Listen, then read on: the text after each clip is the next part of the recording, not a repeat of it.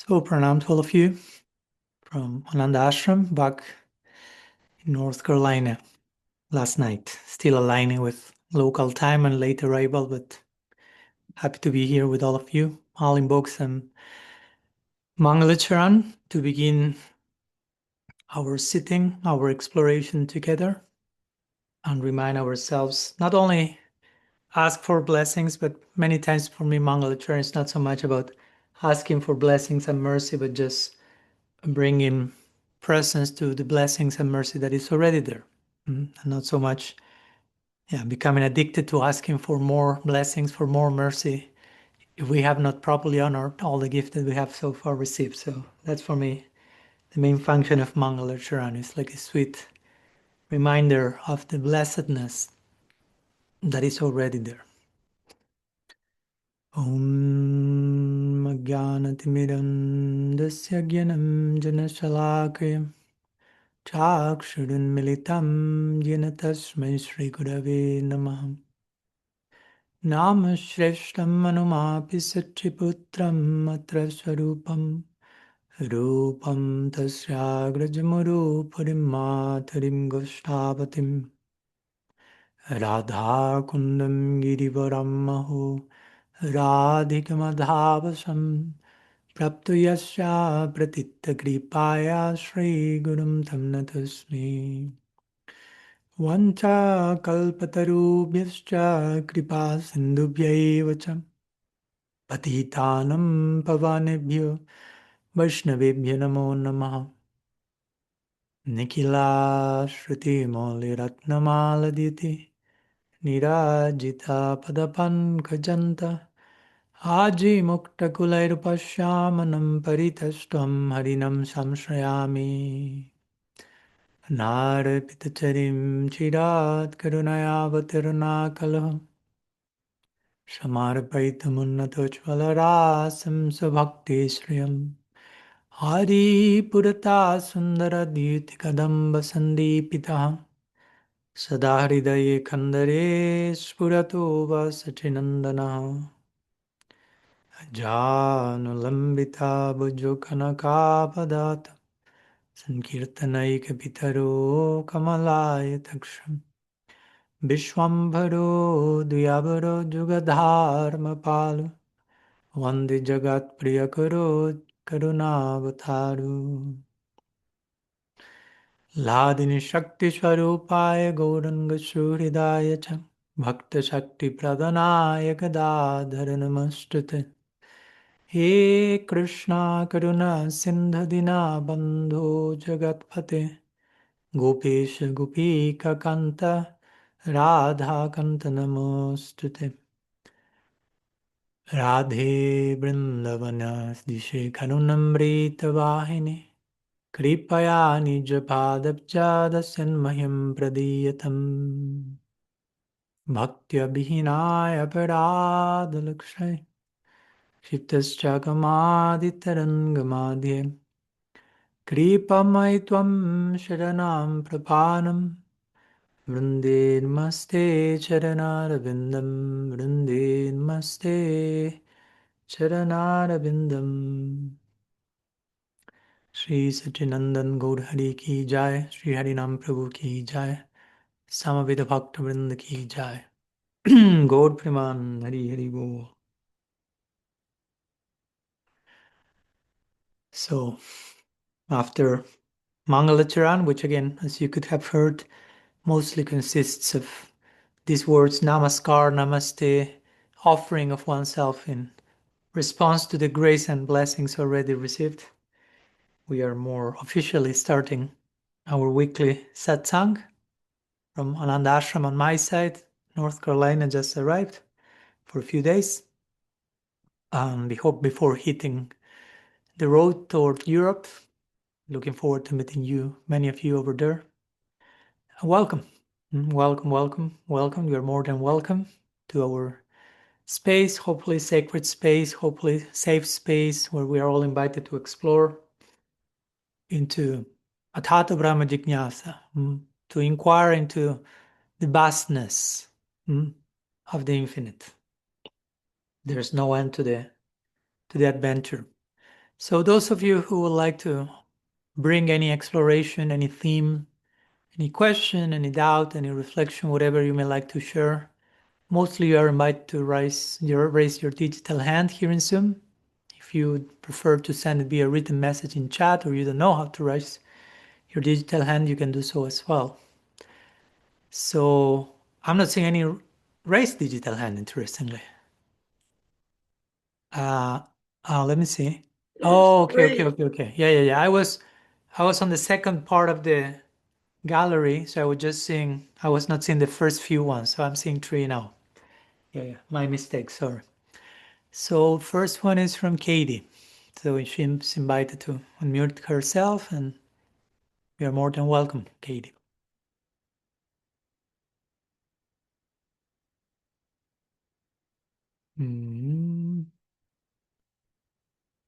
You can unmute yourself. Thank you, Maharaj. Yeah, there you are. Yeah, welcome back. It's nice to have you stateside. Hope you some nice time to restore and rejuvenate. Somehow your voice is quite low. So I don't know if there's a way of making it louder, or if you can scream a little bit. Just gonna move my laptop and see if it uncovers the Yeah, speaker. yeah, that's That better. better? Yeah, Okay. thank you. Okay.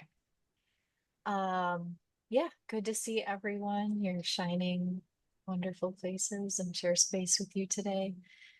So my question is, I was hoping we could explore this concept that we hear a lot about in the bhakti path of we are trying to cultivate the mood or the consciousness of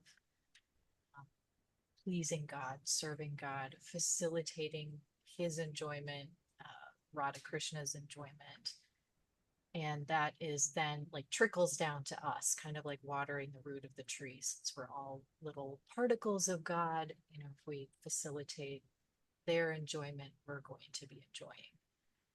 So I was wondering, Maharaj, if you could just touch upon what are the effects of pursuing our own sense enjoyment in this world? What does that cultivate? Like, what are the results of seeking our own enjoyment instead of focusing on God's enjoyment? Okay, there we go.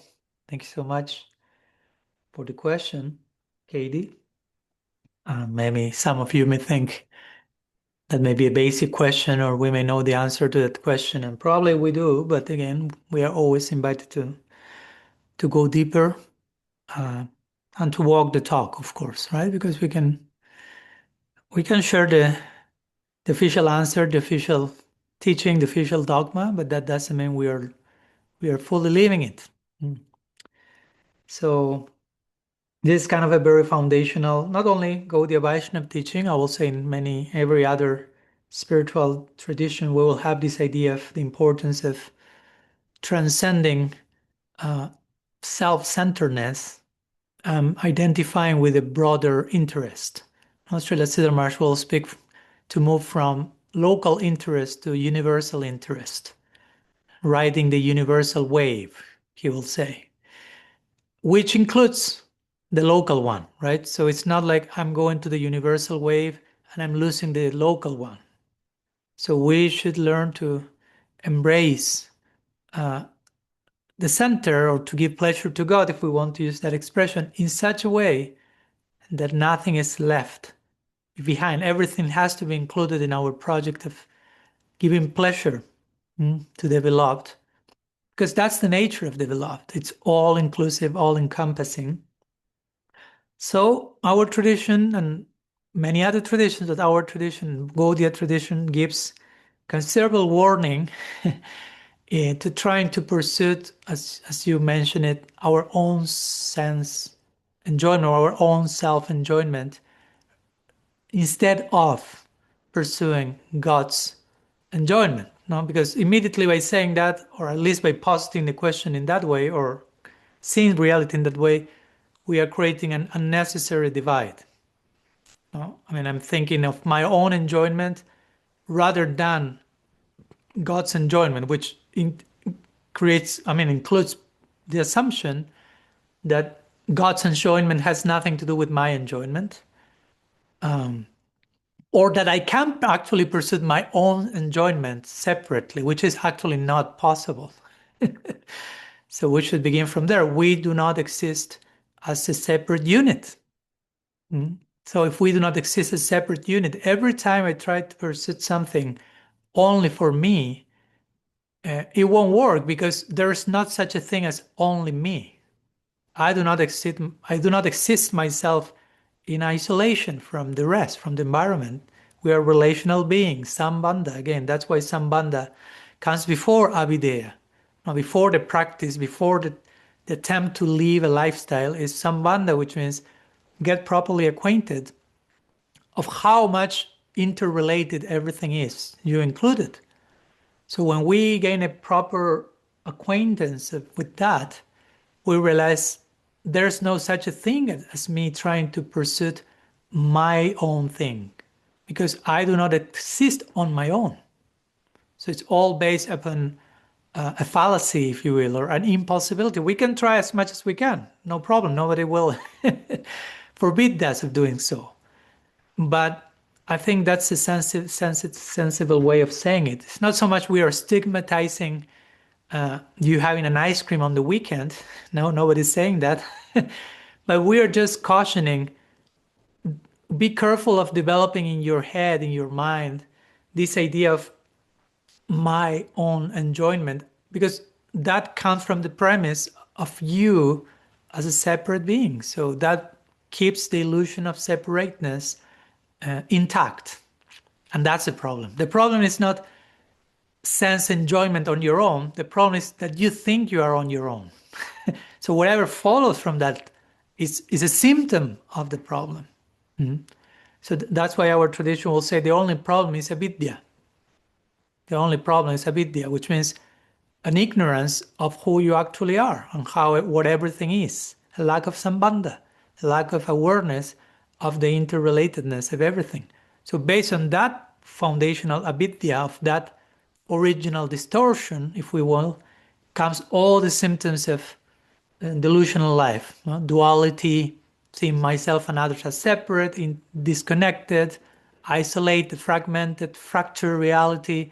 Then comes fear from that. Bhayam dvitiya viniveshatashat. Bhagavatam says, for someone absorbed in dualistic thinking, fear will come. Because again, you are seeing so many parties that are not part of your group. You are creating this unnecessary binary thinking.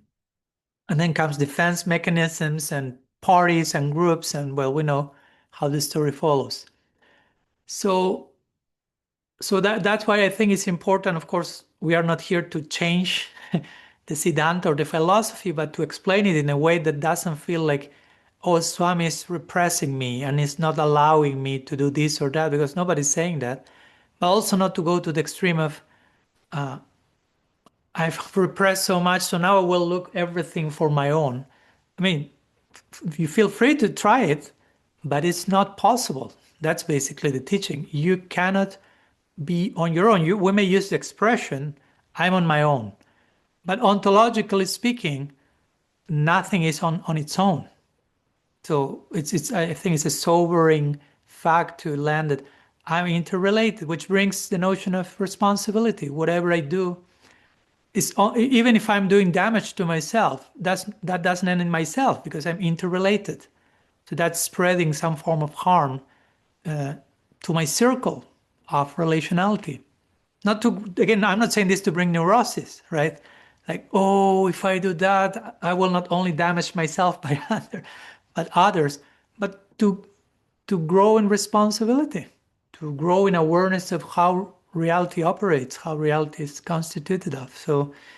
So that's why the goal of our life is never said that in terms of selfish pursuits or self-referential things, seeing everything in relation to me, rather than me in relation to everything. So that's, for me, the important change of orientation. Selfish orientation is everything is in connection to me. Which, yes, everything is in connection to me. You follow my point? We are all interconnected. but the emphasis, right? Everything is in connection to me. Now the whole totality of reality is converging in me. All of existence are like different rivers converging in me, the ocean. It's like, good luck with that. It's too much. You are not the ocean. You will drown in that attempt of being the ocean.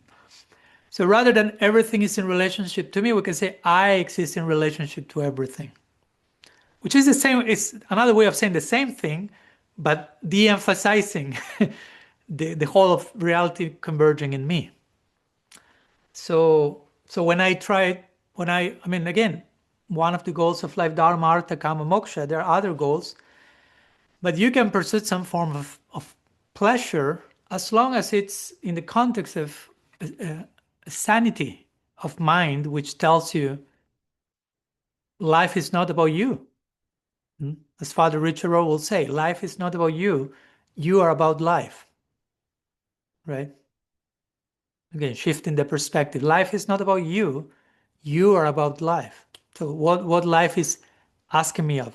There's another similar quote from Viktor Frankl, something like that. Rather than asking life, than demanding from life meaning or purpose, is like asking what life is asking from me. What is inviting me, not asking from me like something negative, but what I'm being invited to by life. So for us, the notion of giving pleasure to God, like the goal of life being divine love, again, it shouldn't be interpreted in any dysfunctional way, in any way that is that there's anything missing there. So that's why it's important we get a coherent notion of what we are talking about when we say prema bhakti, divine love, whatever. It's not like I obsess in serving God at the cost of my own mental health or my relationships. Nobody's saying that. It should be done in such a way that everything is beautifully included there. And it's possible because, again, we are talking about the all-encompassing reality.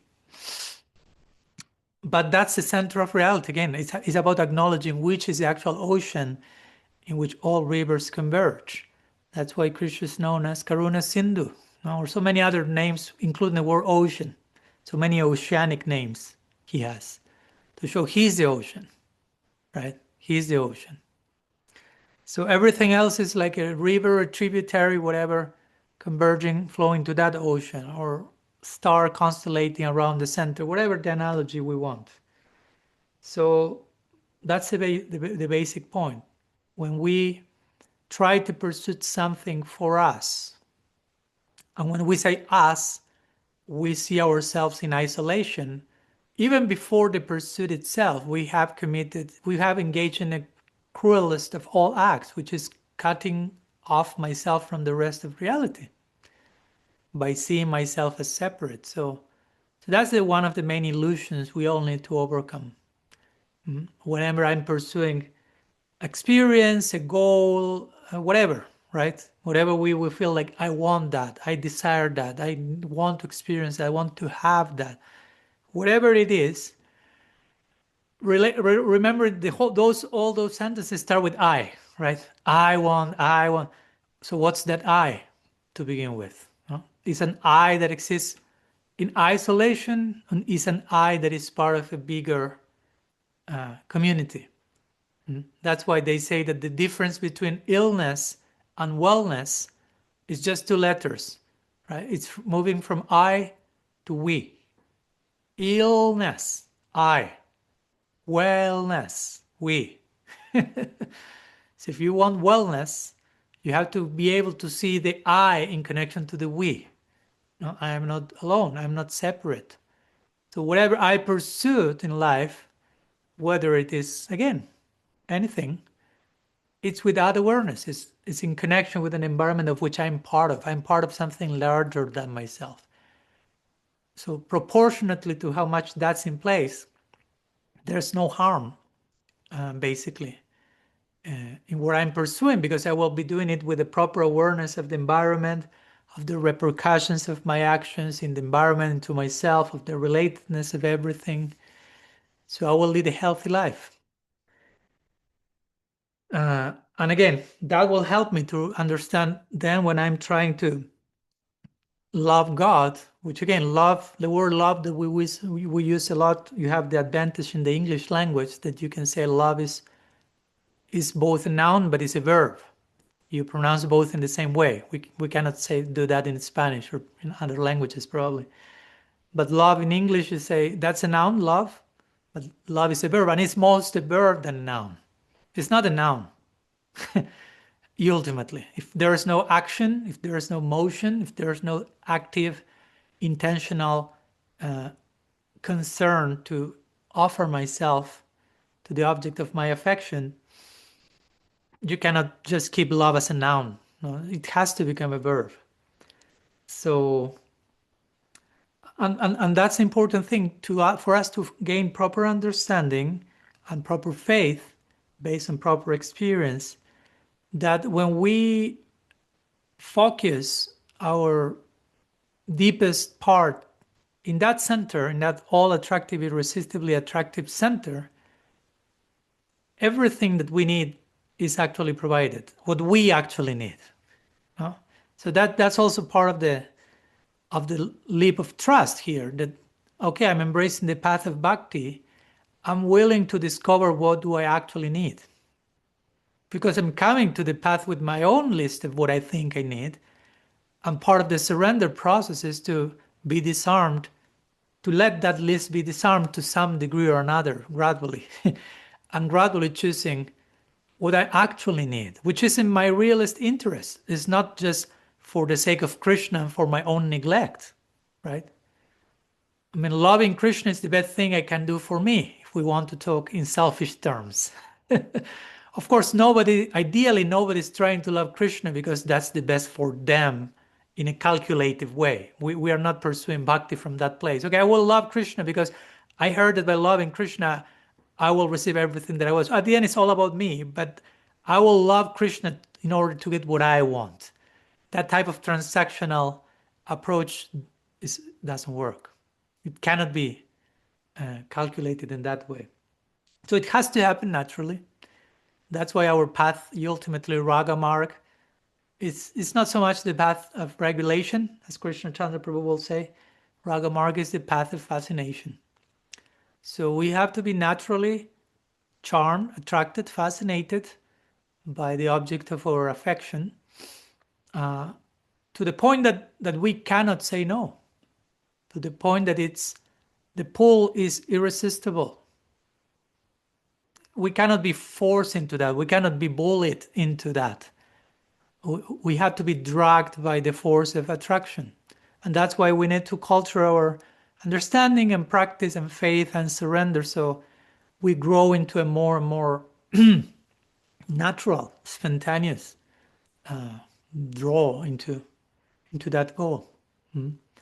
So then it won't be a trouble in our mind, like, oh, I'm so attracted to the divine, to the sweet absolute, and giving my heart and thoughts and heart to that. But what about me? I mean, that question has totally disappeared because there's so much going on. And whatever I need is already fulfilled in such a natural way that you don't even have time to ask the question, because that's happening so automatically. But so much more is happening.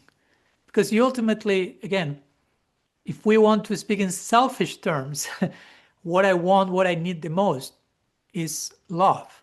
And love is always something that is an act offered towards someone. And that's the best I can do for me, paradoxically.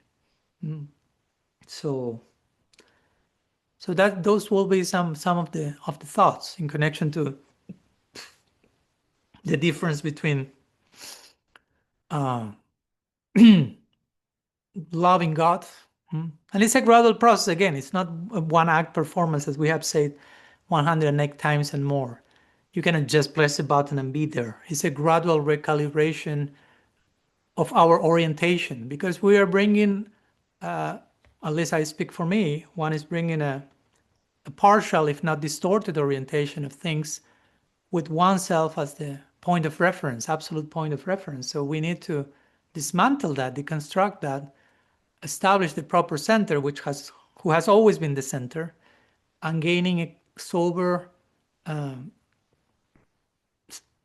understanding of things, and understanding that in my pursuit of what I need or want, or I think I need or want, if that excludes everything else, that's not possible. I'm just living an impossible life. And we try so hard many times to live impossible lives. So no wonder we feel exhausted, frustrated, depressed, so many things, right? Discouraged, overwhelmed, this, that. Because many times it's not so much me trying to live my life, but me trying to live my life from a dualistic orientation, isolated orientation, whatever it may be the case. So we are starting with the wrong foot, so to say. That's why it's so important to establish first Sambandha. Maybe I'm talking about this because recently in Colombia I was talking about Sambandha, Videya, and Prayojan. And I mostly spoke about Sambandha.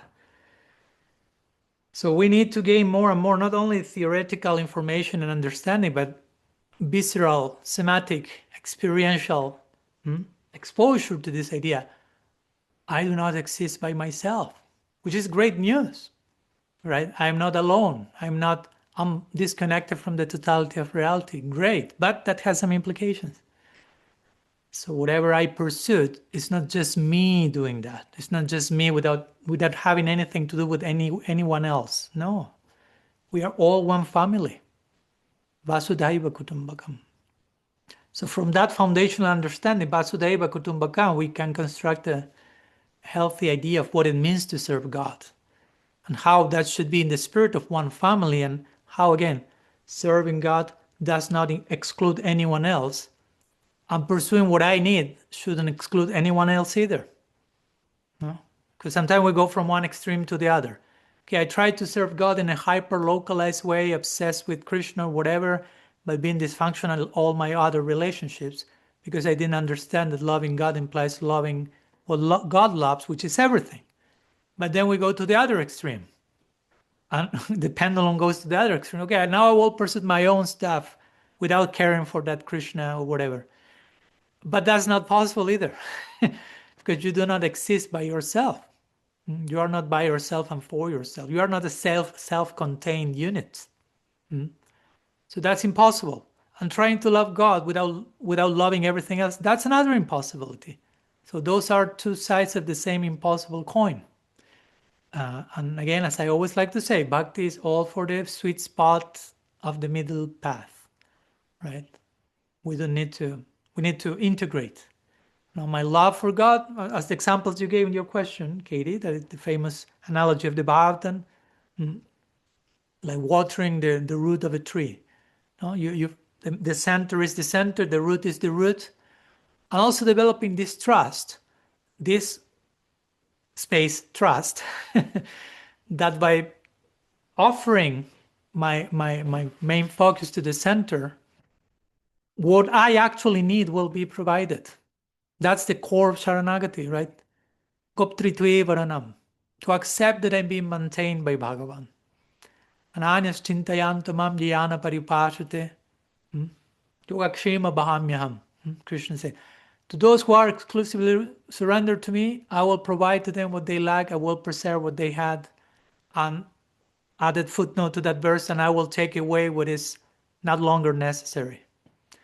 So we have to develop this trust that that process is happening. That's how, if we invite the divine to participate in our lives, he is doing his job. He, she, them, doing their job. Our job is to trust, as I like to say sometimes. Our Krishna is doing his job. Our job is to trust that Krishna is doing his job. That's Sharanagati, surrender. Yeah, that's it today. What do you think, Katie? Does it help? Yes, thank you so much. It's very helpful. I cannot hear you for some reason. I don't know what's going on with the microphone there today. Yes, that was very helpful. Thank you. Okay. Thank you. And again, this is a quote unquote basic question, basic topic, but I think we can always Turn the tool. pariprashnena, as Krishna said in the Gita, right? Tadvidi pranipadena pariprashnena. Pariprashna. Prashna means to inquire about something, and pari means all around. Like when you do parikram, no, you walk around something. So you inquired about something from all around, from all different angles and possibilities. That's very important. Yeah, thank you. Now we have not exhausted the question at all, just in case. I'm not saying we just done full pariprashna. You can never finish that. Thank you. Okay, before moving to the next question, offering exploration, I'd like to invite you for a few minutes to our breakout rooms in Zoom, breakthrough rooms, hopefully, where we share for a few moments in smaller groups, trying to bear witness to each other, to share our reflections and insights, so we can receive further mirroring and perspectives in an intimate Sangha. So Bhakti-rasa will invite you to join, those of you who will like. And if for whatever reason you cannot join, you prefer not to join, spend a few minutes in private personal discernment, inner discernment about what we just shared and how to make what we shared personal, right? How to embody what we have just shared on a more radically personal level. So invited there, and see you back in a few minutes. Okay, welcome back, you all. Hoping you have some, hoping you had some, tender, warm space together. And before going to the next question, as usually I like to ask someone who would like to share some shareable, publicly shareable highlight jewel that came during your private meetings during a few seconds. I'm inviting you to do so, as we agreed upon last week, rather than me choosing you. So I don't know if someone feels. I'm seeing Will raising his hand, but I assume that's because of the question that he has. We will address that eventually. And before that is Rasangi, but now I'm seeing Sam and Swetadup Radhika raising their hand, which I assume is in connection to some highlight. So I invite each one of you, Sam, you can start, and then we go to Swetadup Radhika. Thank you, Maharaj. Yeah, I was with the lovely Prema, and we're having a really lovely discussion about. We were really appreciating that everything is interrelated to God, and that if we're doing something that might not appear externally Krishna conscious, but the term dovetail invites us to and see something's innate interrelatedness that already exists, rather than being all that separate. And we're just, we said so many things, but I'll just leave it there. We're just really enjoying just that concept of that everything's interrelated, and there's no shame or need for shame or guilt, because everything's interrelated. There's no disconnect, but there's only interconnection. Yeah. Yeah, that's thank you for that, Sam. And that reminds me of this beautiful verse of the Bhagavatam. That's the Chatur Shloki of the Bhagavatam, 4 essential verses, out of which the whole Bhagavatam sprung, 2, 9, 34, the second of the four, where Krishna is speaking to Brahma about Maya Shakti, in this case is illusion. He will say, Ritartham yat pratiyata na pratiyata chatmani tad vidyat atmanomayam yathavaso yatattamaha, which basically says, in connection to what you just shared, and we were talking, like, he says, "Oh, Brahma, whatever appears to be of any value, if it is without relation to me, has no reality," right? So that's basically it, right? Whatever seems to be in value, whatever value we project onto things or people or situations, if it's not in connection to Krishna, it's not possible. It's not happening. I mean, everything has value, inherent value, by its connection to the center. But if we ascribe value to something without connection to the center, that's not possible. It's not that the thing has no value, it's that our particular view, with all respect, has no value, has no real currency into the market of reality. So, yeah, I just want to share that verse is one of my favorite ones of the Bhagavatam. Swetadvip, Radhika, please, welcome. Thank you, Maharaj. I was actually just appreciating that you speaking about Sambandha. You were saying, like, yeah, we talk about it a lot, but then as you were speaking, I was thinking it's such an important thing that, like you say, it's foundational, and it feels like, every time you speak, it's just, it's really helpful. It's, to remind ourselves that's what's needed. Like if we get the foundation wrong, then, everything else is misplaced, like you often say. So yeah, really, I was just appreciating that. Yeah, we could really talk about Sambandha for like days and days, maybe, to get it right. So yeah, Yeah, thank you. thank you. More than days and days. Maybe one Years, lifetime Sambandha, one lifetime. lifetime Avideya, one lifetime Prayojan, something like that. Yeah, yeah. Because again, if you have, that was we were talking the other day in Colombia, if proper Sambandha is in place, you don't even have to think about Avideya. It's just what naturally follows. Actually, the meaning of Avideya, which is like the practice or the lifestyle, comes from the Sanskrit abhidana, and abhidana means like natural expression. So Abhideya should be the natural expression of Sambandha. Like you have Sambandha, naturally a certain type of orientation into life comes, certain type of living life and spirituality comes because of Sambandha, because of what everything is. When you have a proper, we are properly grounded in what actually everything is, you cannot but live your life in a certain way, and that's Abhideya, and Prayojan will be the natural outcome of that. So Abhideya should be the natural outcome of Sambandha, and Prayojan is the natural outcome of Abhideya, but it all begins with Sambandha. You take out Sambandha, and there's no Abhideya nor Prayojan. So yeah, we need to spend some time there for sure.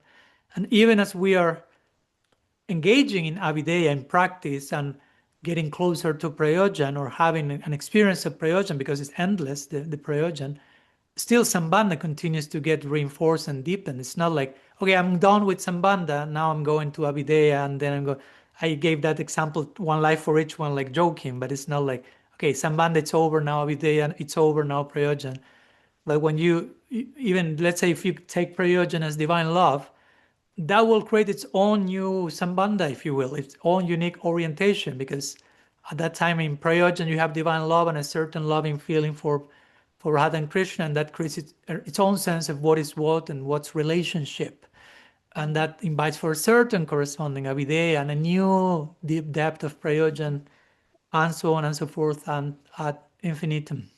Yeah, sambandha ki jai, sambandha gyan ki jai. And that's bhakti, right? That's not gyan, that's not intellectual stuff. To get rooted in sambandha is crucial aspect of bhakti sadhana. Kanupriya, something you would like to share from the breakout rooms? We can invite you and then we'll go to the next sharing.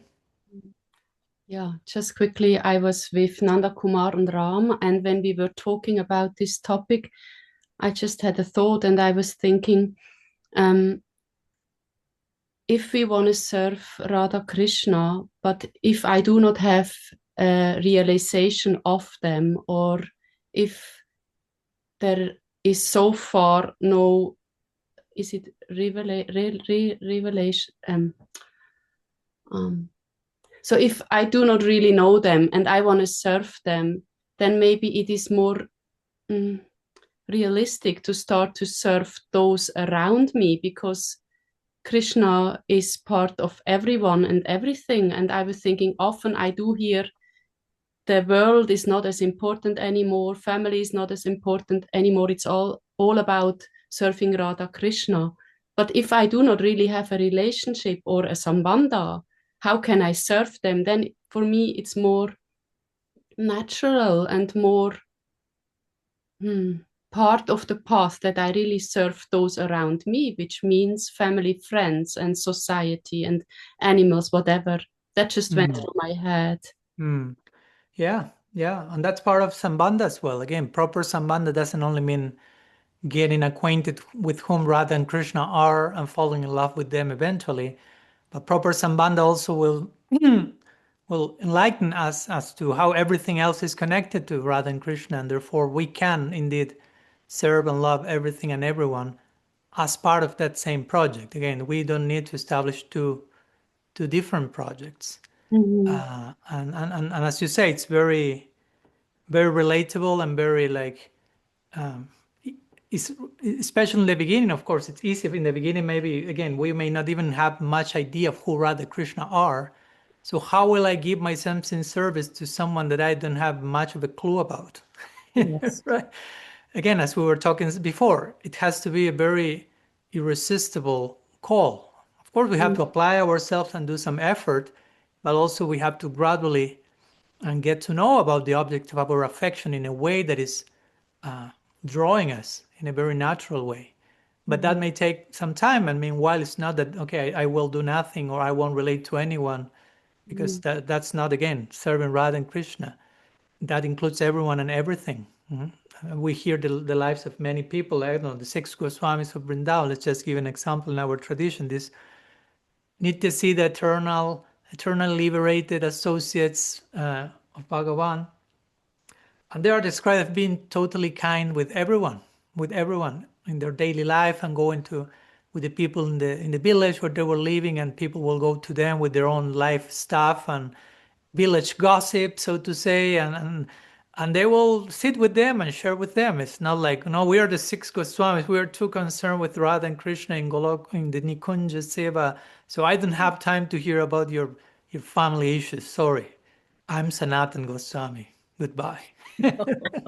That's not the Sri Sat Goswami Astakam. I mean, if you pay good attention to that beautiful poem, that's described how they were dhira adhira, no? So they were very equally inclined to both the dhira and the adhira, to those who were very sober and those who were not sober at all. So they will receive everyone. So yeah, so they are doing that. We are invited to do that as well. And they were pretty much acquainted with Radha and Krishna. You cannot get more acquainted than them. And that their acquaintance with Radha and Krishna became reflected in how they related to everything and everyone. So that's a natural expression for sure. Yeah. Thank you. Okay. Thank you for your jewels that you were able to take from the breakout rooms. We'll move to the next exploration, and the next raised hand before Wills, who is raising his hand, was Rasangi. That, if I'm not mistaken, she raised her hand at the end last week, and we didn't have the time to honor that, so invited to do that today. Welcome. It was 2 weeks ago, and then I couldn't make it last week, but I still have the same question. I may have to block out. I'm getting unstable. If you can't hear me, I'll take my video off. No, we can hear you. Okay, I have two-part question. One is personal, Maharaj. I don't know if you would be willing to answer it, but I'm wondering, do you ever feel trepidation about what you're being called to do? Or is it just smooth sailing for you? Do you ever feel like a little nervousness, or because it's like a zigzag path? That's what I'm understanding, being called in authenticity to do this now and to do that. It's not like a prescription. So I don't know. And I've talked to others who also feel confused or not sure. And I'm just wondering if you ever feel that way, or you're just clear and zooming ahead. So that's part one.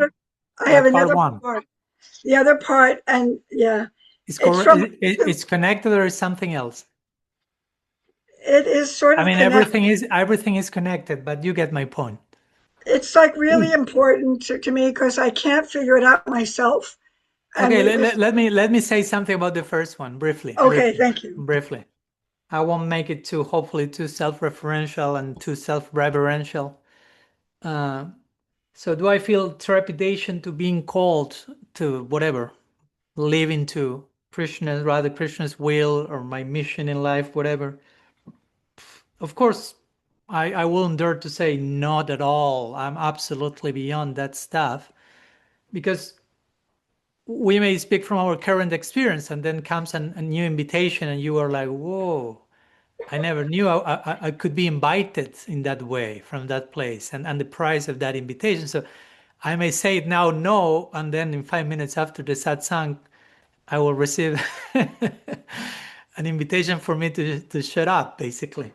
But what I could say is that, to some degree, again, I don't like to talk in any absolutes, black and white, but to some degree, at least, in my current experience, I've been put into some very, very much liminal spaces and disorienting situations in my life, and not to play the victim, just it was what it was, and not even to blame Krishna. He did it, whether you like it or not. But the point is, I just have to go through a few limbo-like chapters that somehow at the same time they offer me very clear evidence that no matter how liminal the space you're inhabiting, there is so much holding of space that is sustaining me. I mean, it was not my own merit. It was very clearly shown to me in those moments, probably to counteract the loss and the lack and the sadness and the overwhelming. That it was very clearly shown that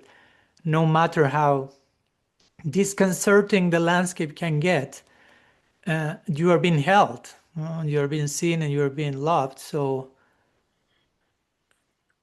in that sense, of course, that gives me an experience in which to have deep trust that no matter what the call is, or the call or the circumstance, I had some point of reference to know that, how to say, as bad or as challenging or as unsettling, whatever word we may like to use, the call will be, there's always something deeper and bigger holding space, and all that unsettledness and challenging stuff will have its purpose in making me grow and making me grow deeper and more compassionate and more mature, more loving, hopefully.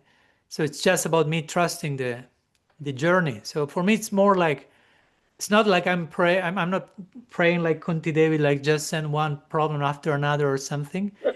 But just to be honest, but but at the same time, whenever some situation comes or call comes, I at this point I approach it more in like in an adventurous spirit.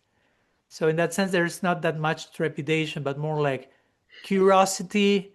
There's lots of unknowing in that, but some curiosity in connection to the unknowing. So let's see where it all that takes me. And again, I'm not saying all this to say trepidation is not there at all, or it will never come again in certain way. I mean, the journey is very dynamic, but yeah, that's as much as I can say now. Thank you so much. And I think what you said, and in the end, the goal is, I think, developing more capacity for love. I think all the obstacles and the things that come, the tests and trials, really, as we cross them, we increase our capacity for love, which is so well worth it in the end. But to remember that when it's going on is something else. So thank you for that. Yeah, and of course, as you say, if that increases my capacity to love, how much can I call that an obstacle? Because at the end of the day, it was a facilitator. So at the end of the day, it's everything is a facilitator. That's why Srila Samraj will say, there are no enemies, right? The environment is friendly, he will say. Every wave. Famous line, the environment is friendly, which means, again, not to be insensitive to difficulties someone may be going through, but to have this unconditional trust, if you can have it, of course, that everything is facilitating something for my growth here. No? Okay, part two. Thanks so much for the reminder. Yeah, it's at the chapter 3 in EDL, Mapping the Soul's Unbroken Potential. Okay. On the first pause, you knocked me out a little bit, because before continuing, take a moment to reflect on your inherent potential. Now, this last part, what does it mean to truly see yourself as a being of limitless possibilities? Well, I don't know. That's a good answer. Huh? That's a good answer to the exercise, to the pause. I don't know. I'm trying to imagine what that could be. That's good. Am I this? Am I more of this? Or no, that's, I'm trying to like understand. But I know it's important in a way that I can expand my potential, my thoughts about my potential for that to really manifest. But like, is that like a personal, being artistic or being a creative. Good cook, creative? So I'm interested to hear from you or others what they see as their more unlimited potential? Because for me, it seems a little egotistical still to think of that. You know what I Why? mean? Because I Your don't want potential to, is not for you. It's not about you. It's always in relationship to something and someone, as we said. like tooting your own horn. It sort of feels to me like tooting my own horn in a way, but I know it's important and I don't know why I'm avoiding or I'm not able to grasp it. But I'd like to be able to understand it better and embrace it. Thank you. Yeah, thank you. Well, I think you started in the best possible way, which you say, oh, I saw that contemplative pause that invites me to sit with what's all my potential, and your reply was, I don't know. So that's great. That's a great answer. I mean, I'm relieved that you say I don't know. If you will say, oh, I sat with that for 2 minutes and I already know, it's like you don't get it. Because there's always something about that. That's interesting mystery. There will be something about you always that will remain unknown to you, because we are units of unlimited potential. So the realm of possibilities that accompanies the Tatastha Jiva in connection to bhakti, to love, are endless. So there will never be a time when you say, now I fully grasped and measured all the possibilities about my potential. That will never happen. So there's always a space for the I don't know. I don't know. Of course, we can learn I'm a soul, and the soul in connection to bhakti has the potential for love, and you can have your own experience and read about others' experience. All true and fine. But there's always some new potential, new level of possibility always unfolding, and that remains unknown till it's fully actualized. And there is something else to actualize. Potential is always in a state of further actualization. So there's always a mystery revolving our potential, which means there's always a mystery revolving who we are, because we are our potential. We are not separate from that. So there's always something about us that we will never know. So we better get acquainted to sit with mystery for eternity, right? And again, it's not something selfish. It's not something narcissistic, because our potential ultimately is about love, in love. And as we say before, love is about loving. So it's not about me. It's not a self-referential business. So I think it's very healthy to sit with the question, and as you say, and I think this is very important, to try to imagine, you say, try to imagine all that I can be. Again, not in any narcissistic way, right? Like, oh, I'm so unique and so special. We were talking about the potential of the Atman under the shelter of bhakti. What happens when an Atma becomes Mahatma, like Krishna will say in the Gita, Daibim Prakriti, Mahatmanas tumam parte Daibim Prakriti Masrita. When the Tatastha Shakti puts itself under the shelter of the Daibim Prakriti, the divine nature, Swarup Shakti, Mahatma Nastumam Partam. The Atma becomes Mahatma. The soul becomes big soul. The potential becomes more actualized. So it's good to think about it. No, it's not about us. It's about the potential of every soul. I can think about me, but it's including everyone else.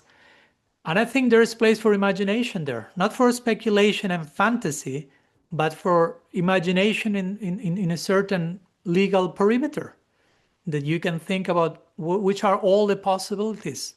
Now, there's so much about that in the realm of Smaranam and Manasiseva in our tradition, serving in the mind and offering something literal in your imagination. At this moment, I can be thinking about offering a garland to Sri Sri Gaur Gadadhar, and that's not less real if I do it with the proper heart than if I'm actually doing a garland with my hands and putting it physically in them. There's no difference. We sometimes underestimate the realm of service, the realm of the availability and possibility we have to offer seva. We limit many times ourselves to the 3D plane, and we do not explore in the realm of imagination. Again, imagination doesn't mean fantasy. It's not the same, right? Imagination is exploring the potential of things and what could be done, what could be offered, and how could that be done. And even scientifically nowadays, it's proven that if you, how the brain works, if you do something or think about doing that same thing, the brain processes as if it's the same thing. So which is a symptom of how Krishna also sees us. It's not that Krishna is saying, I only accept the garland if you actually do it. If you think about doing a garland, I won't take it. No. So even our own brain waves are mirroring how Krishna sees us in terms of the thing is the bhav. The important thing is the disposition of the heart, whether it happened outside or not. So there's place for imagination, disciplined imagination. You may recall this book that I did a review on in Swami Reacts called Prophetic Imagination by Walter Brueggemann. That's a very interesting book in that direction. That not underestimating the importance of imagination in conceiving alternatives. I mean, he will speak more in a way of sometimes we need a solution in society, in the world, and if we are just taking the narrative that is offered to us, we will just continue perpetrating the same story. But if we dare to imagine an alternative way of being, then we can try to implement that. But before implementing that, you have to imagine that. That's somehow a connection between Sambandha and Avideya. So Avideya is more like implementation, and Sambandha could be also imagination based on Sambandha, the knowledge of what is what, on a real knowledge of what is what, then you can dare to imagine in connection to that and then implement it. But many times people in the world, as Walter Brueggemann will say, our modern society, especially after the Industrial Revolution, we are very experts at implementing almost anything, but at imagining almost nothing. So we can produce and implement and produce this, but about imagining something alternative, different, bigger, deeper, broader, we have some allergy to imagination. And that sometimes the same mentality can be expressed in spiritual life. We are just implementing what to do, 16 rounds, 4 regs, or do what to do, how to do the machine, right?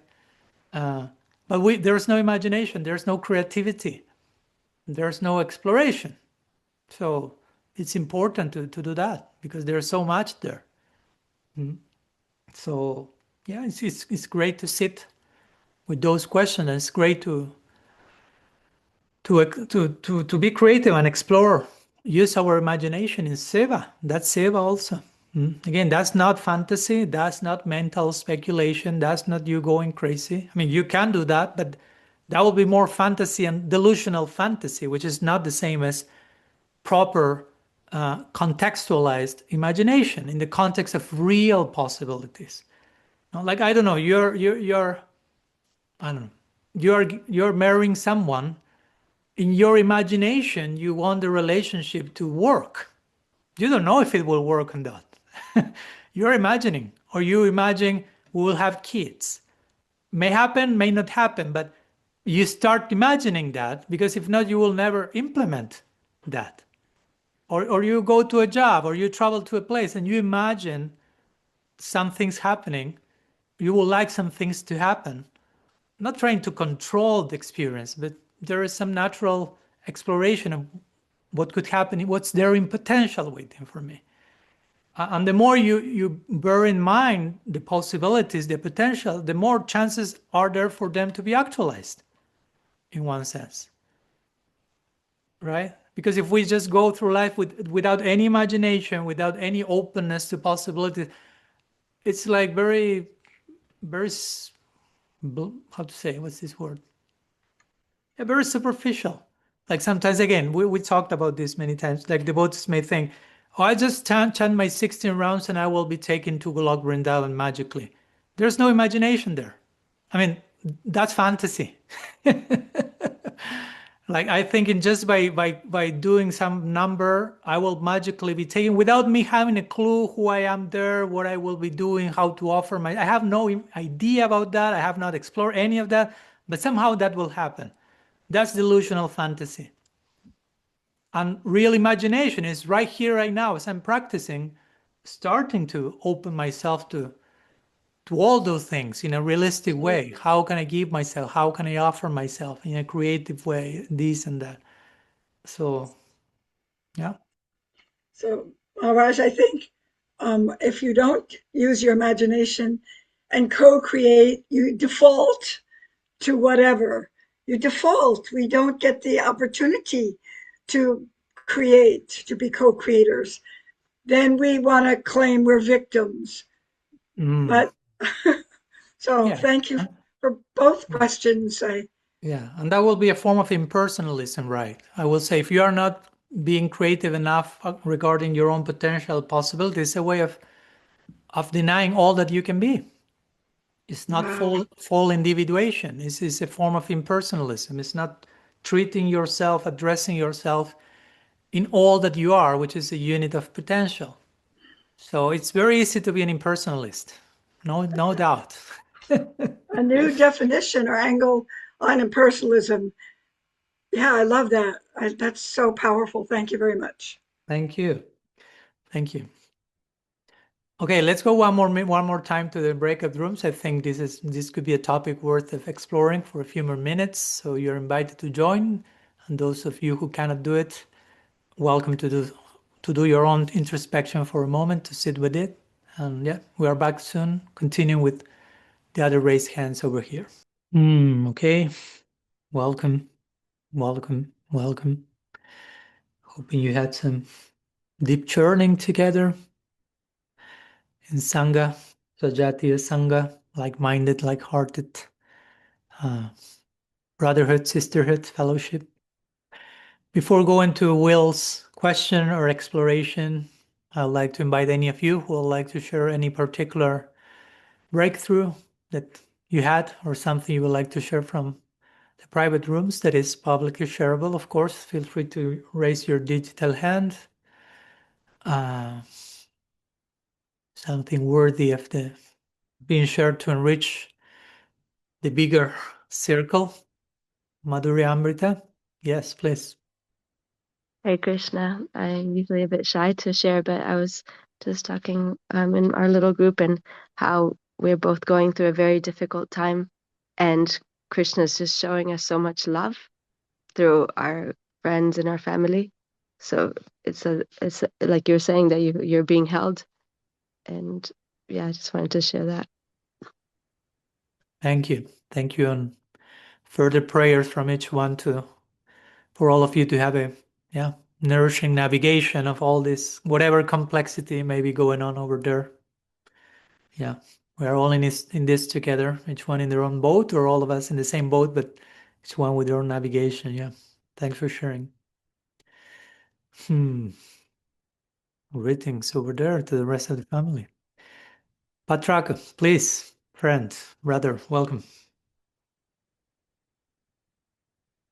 Thank you, Maharaj. We were just talking about, I am in the group with Rasangi and Manjuali about imagination and fantasy. And we were wondering, when do you cross the line from imagining things to fantasy? And isn't it a very subjective thing? Because if I can imagine something, somebody else might call it fantasy and vice versa. So maybe if you can still talk about it a little bit, please. Okay, I'll just a few words, not to go too long. So we have other questions, but yeah, of course, it's a valid question. But again, I will say, as long as my imagination is rooted in reality, in the possibilities of reality, that's not fantasy. Fantasy, again, is something impossible, something that runs against the marrow of reality, what we were talking in the beginning.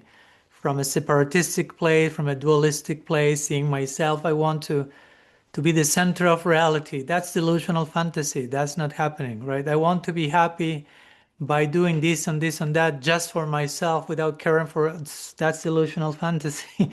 There are all many things that we can think about or dream about, but they are not rooted in what reality actually is. So that's why it's so important to have proper sambandha, proper knowledge or information about what reality looks like actually.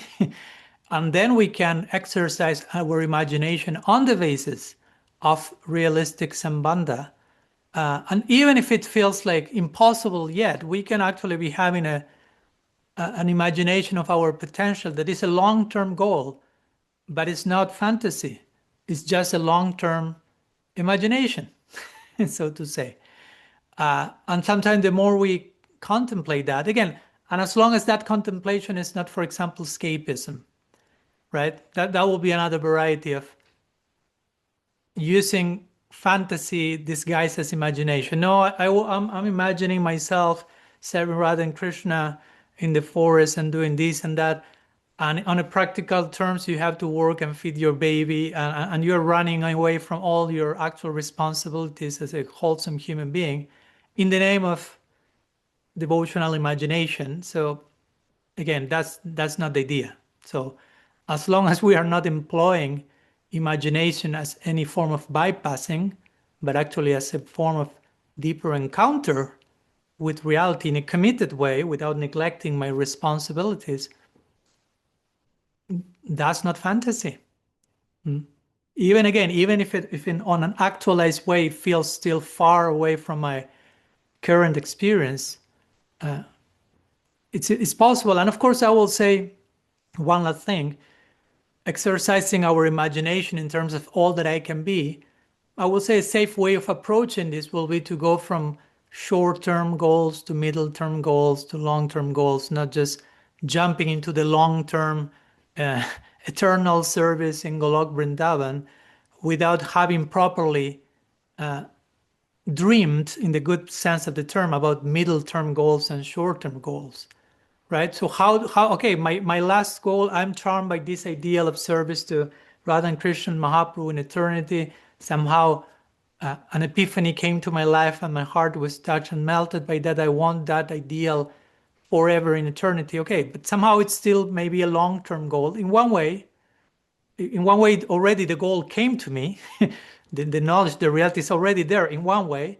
But in one way, to actualize that deeper, it may take some time, but we're already on the road, no problem. So it may be realistic and sustainable for me because I want that so badly. First, before too much imagination in that long-term direction, I will exercise my imagination in terms of what's more at hand short-term, and then middle-term, and then long-term. I think that's more realistic, more sustainable. So there's not like a big divide between where I am now and where I want to be ultimately, and there's like an abyss in between. So our imagination can also become actualized, because if not, it's just imagination and imagination and imagination. So we can dare to starting in the here and now. I think that's many times that's the more challenging thing, because we are where we are now. Whatever life situation we are in, however we are feeling, whatever challenges, whatever grace, everything.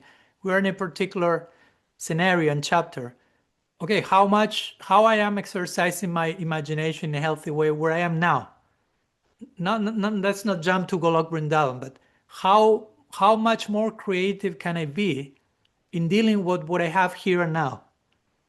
How can I productively engage my imagination to navigate my current situation in the best possible way? I think that's the most committed stance, and that will naturally take me to the next one and the next one, and that will be realistic and sustainable, and I wouldn't call that, again, delusional fantasy, which in many ways it's all about escaping from reality, not encountering it. That's as much as I can say, so I do not neglect the other explorations, Patrak, sorry, but thank you. So we'll go to the next raised hand, which was from Will. So we invite Will, God's Will, that's a good name, yeah, to unmute himself and present your offering. Welcome. Thank you very much, Swamiji. I hope this question is in accordance with the theme today. Seems to be about oneness and love and lack of boundaries. And so also I was practiced as a Buddhist for a long time. And I noticed between religions, there's often a kind of boundary. And I find it very offensive and unnecessary. And it's something that Prabhupada worked against very much, in spite of himself kind of adhering and propagating ISKCON movement. He never really established a kind of said specifically there's some kind of boundary between what he's doing and other people. And I also see that in Buddhism, they have, I don't know how familiar you are with that, but they have what's called the three refuges, one of which is The Sangha, what the Dharma. yeah, the third one is called Sangha. Sangha is actually defined according to the Lord Buddha as Arya Sangha, that is, people who are enlightened basically are part of what he calls the noble Sangha. And that does not just mean Buddhists. It means essentially that all who are God realized to some degree are included in his in what he calls the Sangha. And these are people who he regards as being worthy of respect, offering kindness. You know, they are to be venerated and respected. And that means that even outside the Buddhist movement, it seems that the Lord Buddha is saying that these people are to be particularly held up as examples, should we say. So, I mean, my guess is you're the same. I find the division between religions is necessary perhaps for administrative purposes, but I find a hard line division between religions I find really painful, hurtful, and it happens very strongly within religions. You see it within, not just between Christianity and other religions, but within Christianity you see the same division, and I find it very offensive and very unnecessary, very almost as if you haven't really understood that, love does not see a division. It really does. And this has been one of the themes today of today's, in many ways, we've talked about oneness, no division. And I think also, and I notice you have been talking to Richard Raw and perhaps with other Christians. And so I don't know if you've got any reflection on it. It's on what I've said. Thank you. Thank you. Thank you, Will. I appreciate what you shared, and from a little bit more from the Buddhist perspective, but at the same time, I totally agree with your point. It's not limited to the Buddhist perspective, nor ours. I agree that there's unnecessary hard divisions and hard walls having been constructed, especially among religions. And it's important, and it's not so much about the mystical heart of any tradition, but it's more about, so to say, immature practitioners that are not able to contain all in one single vessel. They still have some, as we were talking before, some dualistic thinking in which they need to conceive of themselves and their tradition in ways of separateness, us and them. There needs weak faith. One of our teachers, Siddhartha, will say, weak faith requires an enemy. So in the beginnings of faith, you need to have someone else outside of your circle. And you can compare with, you can criticize, you can minimize, you can stigmatize, you can like scapegoat, basically, right? So you don't have to take full responsibility for yourself and do the work of inclusion. It's part of the journey of expansion of consciousness, but in the mystical heart of any tradition, I wouldn't say those hard lines are there.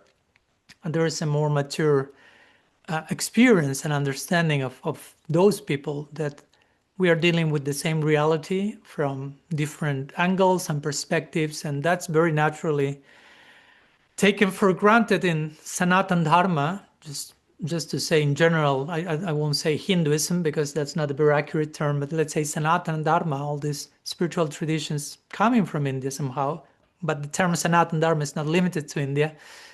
And in the Vedas we have Ikat Sabhipram Bahuda Vadanti. Ikat Sabhipram. The sages say that reality is one, Bahuda Vadanti, but it's been spoken of in different ways. So then you will have different paths, different quote unquote, I like to call them sister traditions, because when we say other traditions, different traditions, we tend to stay more with the difference part, with the otherness part, than with all that we share in common. So yeah, this is basically different ways of perspective from different people. But when you get to a certain level of maturity and vision, one can appreciate the diversity because you can appreciate the underlying unity. sustaining the diversity. So diversity is no longer a threat. Diversity is no longer a cause of conflict. Diversity is no longer a danger. Actually, it's a cause of celebration, appreciation, and nourishment. Now that's how it goes full circle, right? In the beginning, it's like we have to just to go to the extreme. We were talking about that many times, to the extreme of, okay, if someone is from another religion, we have to convert them or kill them.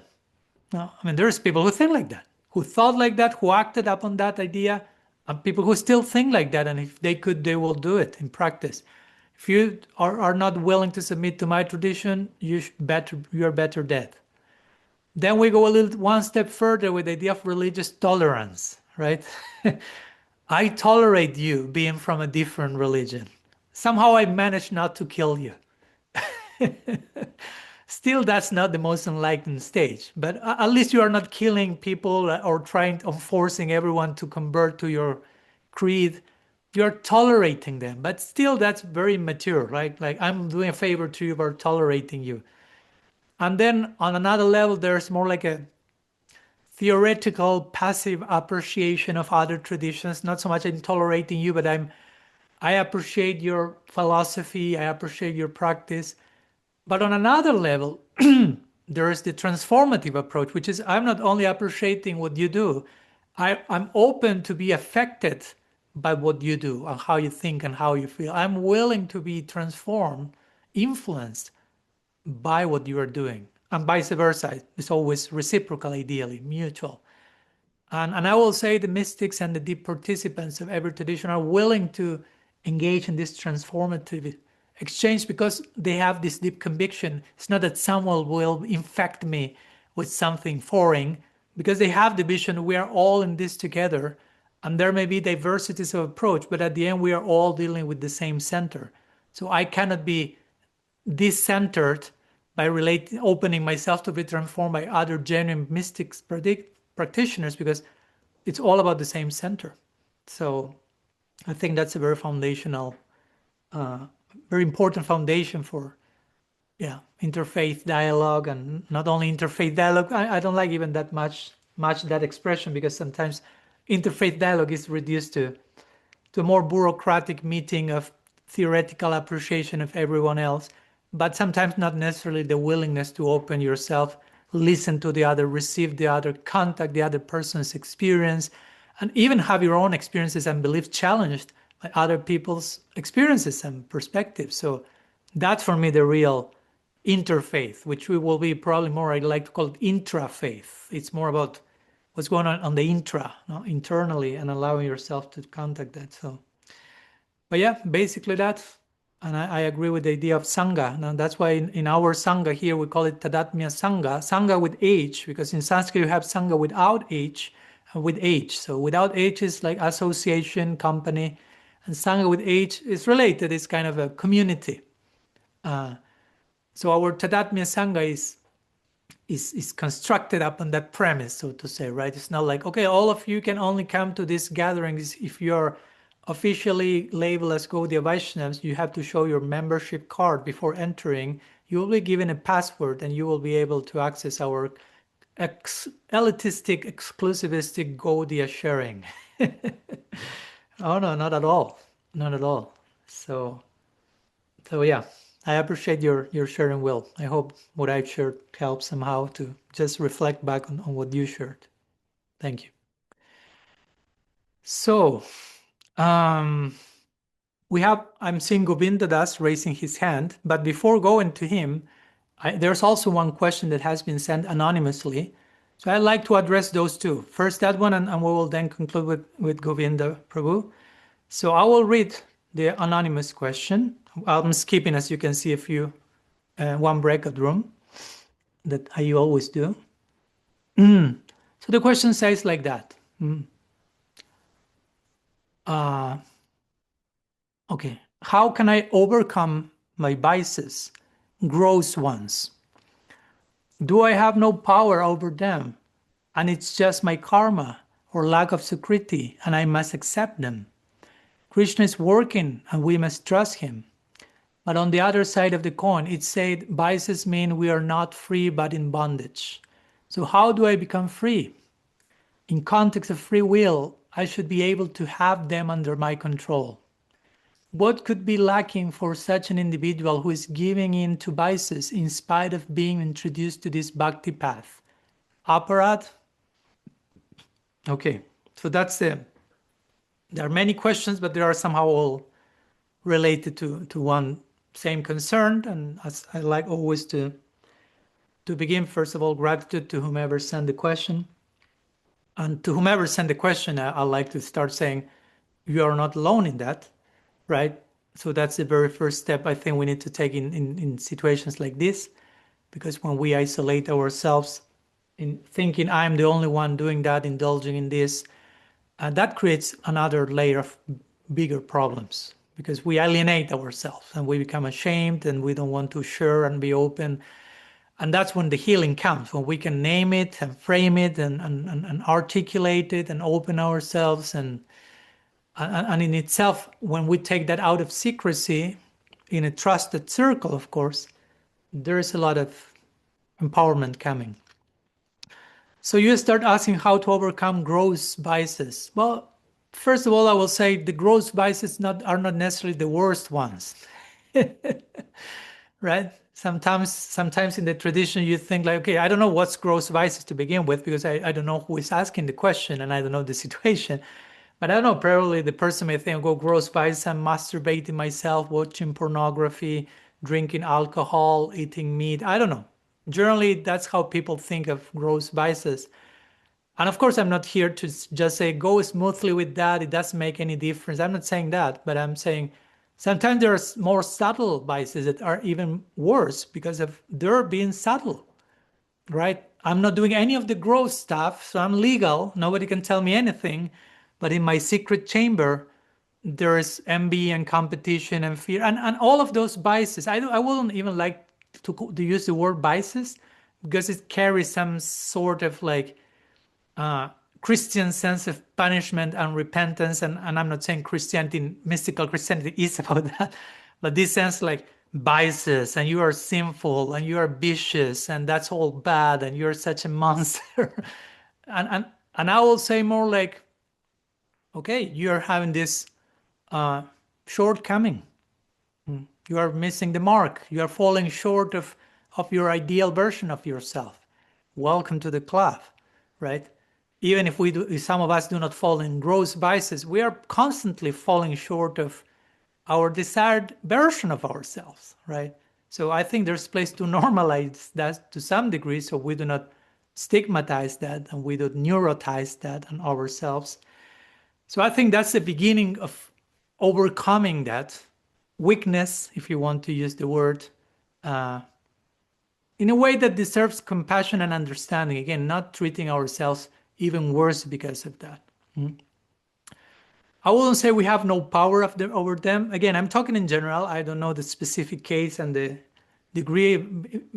Again, if someone is telling me, oh, Swami, I have a heroin addiction and I've been taking heroin every day for the last 25 years, I can really understand you feel you have no power over that because you have created a momentum in relation to that. So that may take time, right?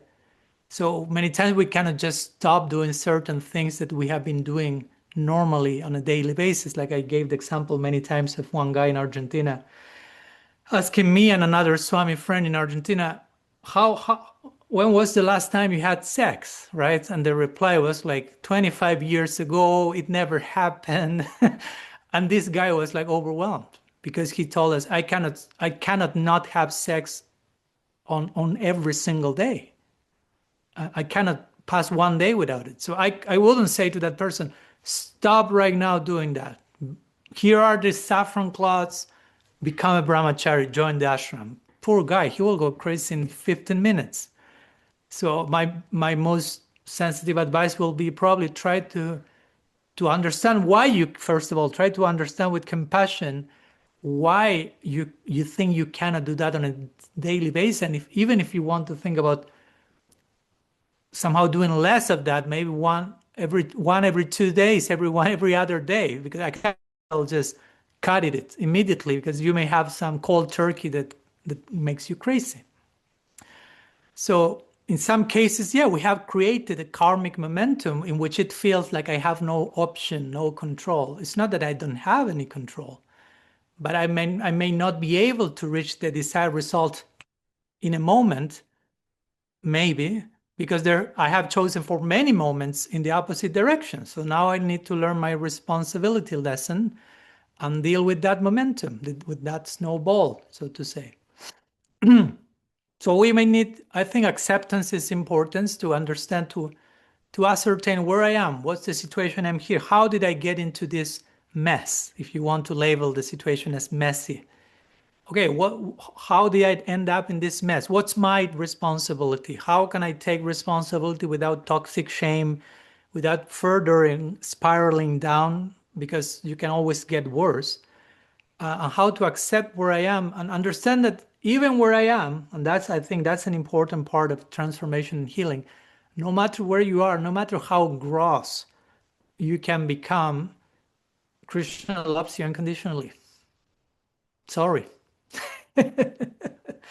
Sorry, but no, I don't care how much contamination you bring on a plate, how much anarthas you have on your.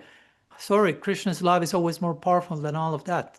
So we will never be able to make a strong enough case for our biases being more powerful than God's grace. So I think that's very important. Do not overestimate your conditioning. Do not underestimate the power of God's kripa, God's grace. And see yourself loved and accepted in your messiness. And try to cultivate a sincerity and an honesty in what you do with your life. What do I really want to do with my life? I trust that these questions come with a concern that I would like to change my life. I would like to lead a more aligned life with virtue or with love or with bhakti, whatever. So if we are honest about that, we should know that Krishna is taking into consideration that honesty about anything else, right? That's his definition of a sadhu in the Bhagavad Gita 9:30. Api chet suduracharo bhajanti mam ananyabhak sadurheva samantavya samyakya vyasito hisa. He's saying api chet suduracharo. Achar means good behaviors, durachar means bad behaviors, sudurachar means terribly bad behavior. So probably that's you, probably that's me, probably that's many of us. And Krishna is saying, even if, apichet, you are of a terribly bad behavior, and this is not to justify more bad behavior, just ascertaining a particular situation, even if you're a hyper mess, if you're honestly wishing to give yourself to me, in my eyes, you are already a sadhu. Sadhu reva samantavya. Because you are rightly situated in your determination. Srila Srimaraj will say, sincerity is invincible. So try to remain sincere in the midst of all that chaos and mess. That's the important thing. Because again, some other people may not be indulging in gross vices, quote unquote, but they are not honest enough, sincere enough. They are creating so many masks of virtue, of purity, culture, or whatever. So I think that's the most important thing. Having a very honest, doing a very honest inventory where I am, as much as I can, where I am, knowing that I'm being seen and loved wherever I am. It's not that Krishna is waiting for me to become better, perfect, more pious, more virtuous for him to put attention on me. That's not happening. It's already happening. His attention and love. And on that foundation, probably I will receive some bigger inspiration to change what I need to change. And also with realistic expectations, understanding, okay, where I'm coming from. Do I have some addiction pattern? I'm trying to make up for some inner lack. I'm trying to resort to habits or substances because of some inner personal lack in me. Or again, I'm talking very abstractly because I'm not, in one sense, I'm talking to nobody because the question is anonymous. So I'm trusting that each one, not only the person who asked the question, but each one of us who can identify with the question, we can discern accordingly, no? How to ascertain our situation. So yeah, we are not fully free, but that doesn't mean that we have no free will. Again, we can be in bondage, that doesn't mean that we do not have free will. We always have free will. We always have a decision.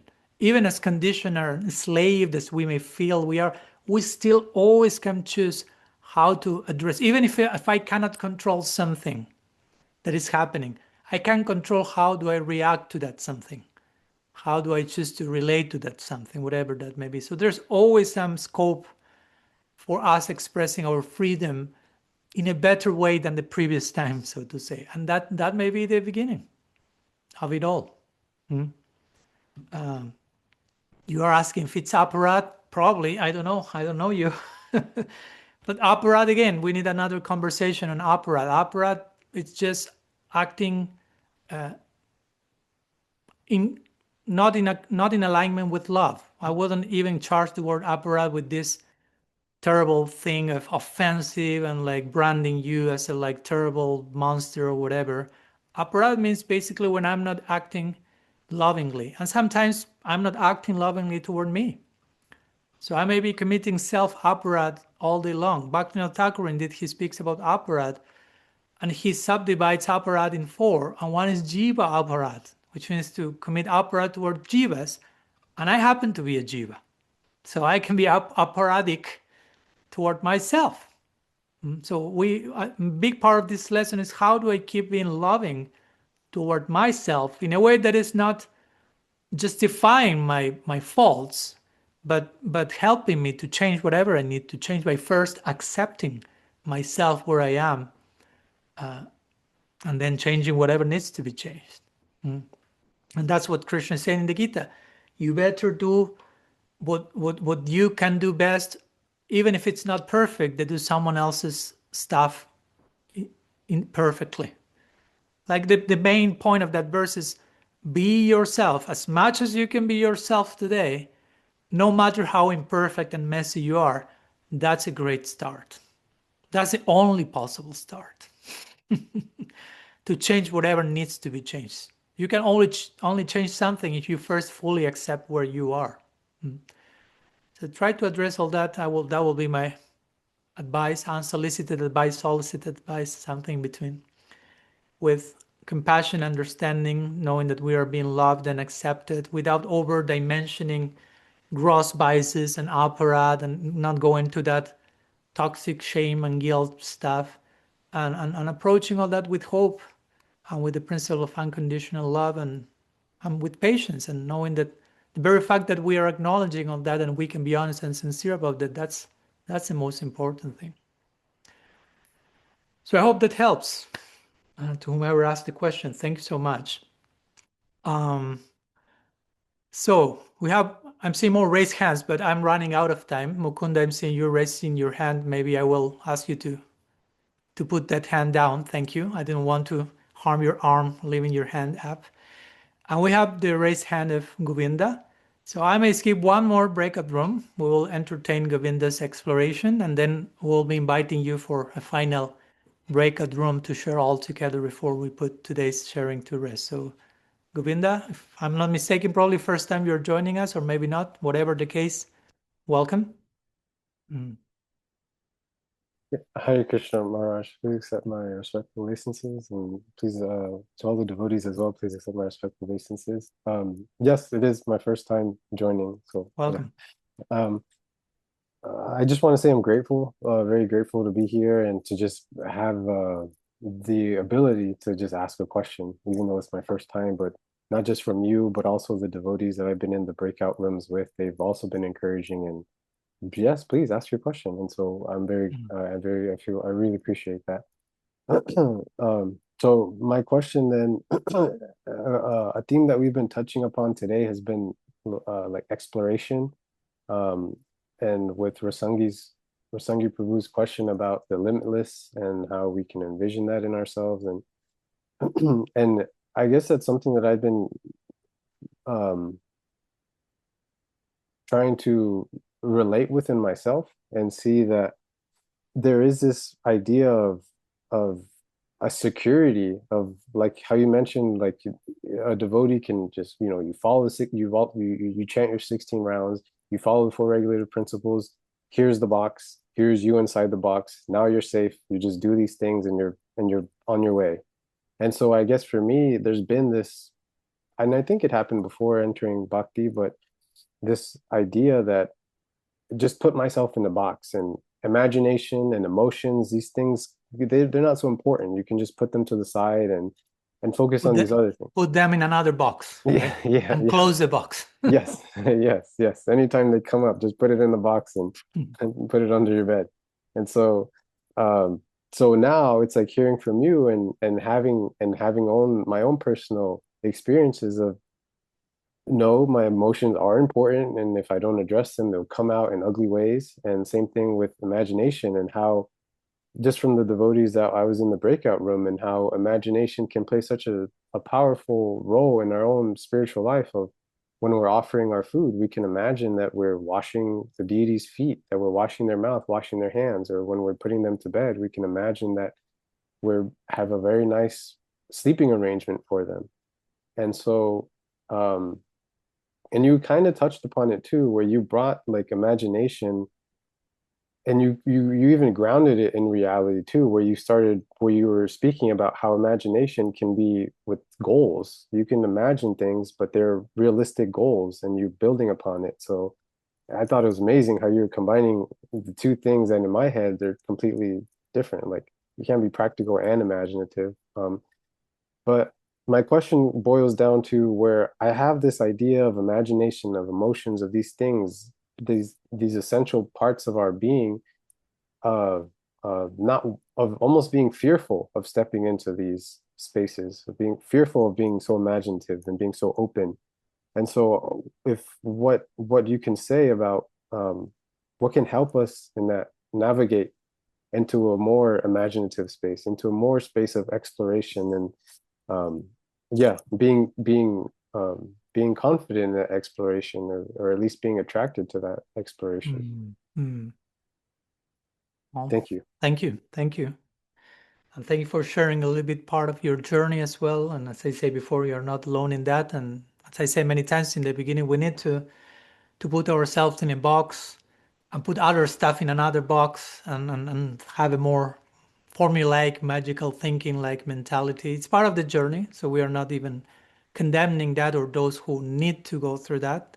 But just at some point, as you or others have felt it, all of us, probably many of us, it's not enough. It becomes suffocating. And as you say, you put the emotions or the stuff under the bed, and then there is a monster under the bed, right? And we are scared to death looking what's under the bed, and you go every night to sleep and you don't know, will I be awake alive next day? So we need to confront the monster, quote unquote, right? And it's funny because regarding your question on imagination, and sometimes we may feel a little unsettled with exploring that realm. But in one sense, we are all day engaging with imagination, but probably in not very positive ways. But we are all day stripping on so many things that are not true. Well, that will be more like a delusional fantasy. But or many times we are thinking about actual possibilities that could happen, but generally many times go to the worst side, to the worst possible side. So somehow, if we pay attention, we are all day contemplating possibilities. So it's legally a form of imagination. And many times we are attracting some particular result by that, but many times from a negative place. So what we are talking here is basically just shift to something positive. Try to engage imagination in trying to conceive the best possible outcome, which again doesn't mean to becoming attached to a result and it has to happen like that and it will happen like that. Because I know there are some lines or schools that they say, if you just think about it, that will happen. If you want to gain $3 million, think about it, and I want $3 million next week, I want $3 million next week, and that's not necessarily going to happen, right? There are karmic elements in between. There are other influences at play. But if we are exercising our imagination, again, from a healthy place, even if the, so to say, desired outcome is not taking that particular shape, still the imagination and the moment and the practice itself is bearing its own fruits in different ways. So I can understand why some people may be a little intimidated with exploring that. Many at least some of us may have a background of fear-driven bhakti. I'm not saying it's my case. Fortunately, there was not much of that, but I know from many that was the case. So fear is the main motivating factor, and intimidation, and do not speculate, and do not go beyond this line, and do not. So suddenly someone talks about imagination, and it feels like I'm going straight to hell here. I mean, unconsciously, right? We may get triggered. That traumatized part gets triggered about like, no, stigma. That's not supposed to be happening. So we may be needing to do. Of course, we may need to first address that. Where's that trigger coming from? Why I'm so afraid of exploring my potential? If we prefer not to use the word imagination, no, because it triggers us a lot, we can use some other expression, right? Daring to conceive our highest potential. What's wrong in that? Right? Learning to see myself in terms of my deepest prospect. What's wrong with that? It's not speculation. And it doesn't mean that I'm trying to see myself in my deepest prospect. I'm not seeing myself in my deepest prospect for sure. But even if I can get closer to that 1 millimeter, that in itself will be amazing. So, but one interesting thing, I referred to that in my book, Radical Personalism, that many times we are terrified not only of our darkest potential, we may be terrified because if we start to contemplate in potential all the terrible things we could do, that's scary.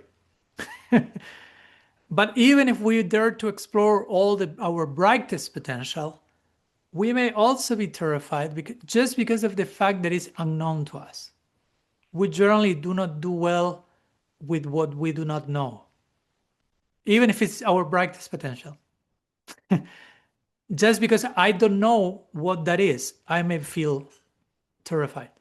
Or not terrified maybe, but a little bit hesitant, because it lies in the realm of the unknown. And that has to do again with our, in the beginning, addiction or need for certainty, boxes. This is like this, I do like that, this happens like that, this is the formula, tell me what to think, what to say. It gives a sense of security, which may be needed at some stage, but at some other stage, we may need to release that gradually in sustainable installments and flirt with the unknown a little bit, right? Leave the comfort zone and go a little bit to the confront zone and explore what I can be. And many times that can happen not only by myself. Sometimes what we are doing here is a type of mirroring of potential, right? So I like to say a guru is a mirror of potential. And by guru, then I do not only mean your Diksha guru, your Siksha. It can be a sadhu sangha, what's happening in these meetings. Hopefully, it may happen or not. But ideally, if I can imagine, it should be a mirroring of potential. So even I can enter this meeting without much imagination about all that I can be. And then I witness all of you wonderful people sharing things and churning in the breakout rooms. And then you are like, oh, you get a further glimpse into, oh, this and that. So now I have more content to explore, more content to imagine. Like I'm receiving some tools that I can employ in my imagination and dare to see myself in ways I never dared to see myself before. Because I never thought of it. It was too good to be true. Like, for example, if I remember times when we were talking about, oh, Krishna loves you unconditionally. That's your identity. You are the beloved of God. And for some people, that was shocking because they never heard that, and they never imagined that was possible. It sounded too good to be true, and we needed, and we continue to need to pound the same post many times till we'll finally accept it. And again, it's a great idea. It's a beautiful reality. But we may be struggling with that so much because we have believed the delusional fantasy of the opposite of that. So we may be a whole long process of alchemical transfiguration for us to really imagine. And imagining doesn't mean something that is not already happening again. to imagine myself as the beloved of Krishna. It's already happening, but since I never thought about it, I need to imagine that and imagine what it means and all that it means. And still my imagination won't amount to the actual reality of it. But I need to gradually expose myself to that. So sometimes, since my point is in Sangha, it helps more naturally than how it can help just by myself. Okay, I will imagine my brightest potential. Sometimes in Sangha, you see your brightest potential reflected in the other. You see all that you can be mirroring how the other person's speaking or behaving. So that's a more natural epiphany that you can witness. It's undeniable. And then you can make it your own, hopefully. Work on it. So yeah, those will be some thoughts. I mean, we are a little late today, so I'm sorry I can't go more in detail, but a few initial ideas. I don't know if that helps in any way, Govindaji. Yes, Maharaj. Thank you very much. Thank you for sharing with us. And let's conclude with a few more minutes in our breakout rooms, continuing to share, whether in connection to what we shared now, if you feel inspired to talk. I mean, we explored 3 different things at once in a row. I think I never did that. So you can pick whatever you would like to explore, whether it related to Will's question about Sangha or sharing, then to the anonymous question about struggling, and then or not regarding to Govinda's exploration. It's all related at the end of the day. So see you in a few minutes back before we put our sharing to rest today. Okay, welcome you all back. Hoping you had a nice sharing together, and deep gratitude for each one of you for showing up today. And we had an amazing time together. Looking forward to the next one next week. And meanwhile, let's put it to rest and let's continue to internalize and process whatever gifts have come to each one of us, including me today. Hopefully something came. And yeah, see you very soon. Sriman Mahaprabhu ki jai. Shri Harinam Sankirtan ki jai. Samveda Bhakta Vrinda ki jai. Gaur Premanand Hari Hari Bol.